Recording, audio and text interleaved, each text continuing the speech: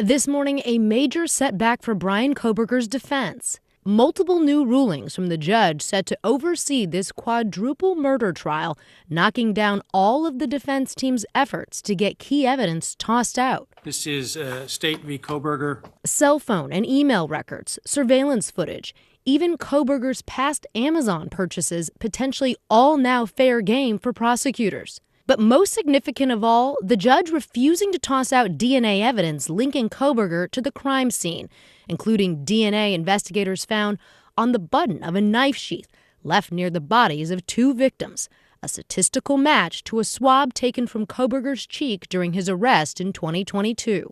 Our first point is it was an illegal search. The judge appearing deeply skeptical of the defense team's arguments to exclude that DNA at a hearing last month. When there's a DNA match between the DNA in the sheath and Mr. Kohberger, isn't that probable cause every day and twice on Sunday? Now finding no constitutional violation from investigators initially running the DNA through public ancestry websites to build a list of possible suspects, explaining Kohberger exposed his DNA to the public by leaving it on the sheath, thus forfeiting any reasonable expectation of privacy in the DNA left behind.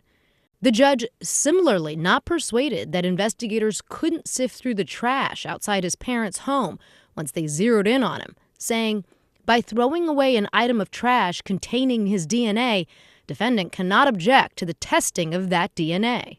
These latest rulings a significant boost for prosecutors heading into trial this summer as they seek to try Kohberger for the murders of college students Ethan Chapin, Xana Kernodle, Kaylee Goncalves, and Madison Mogen.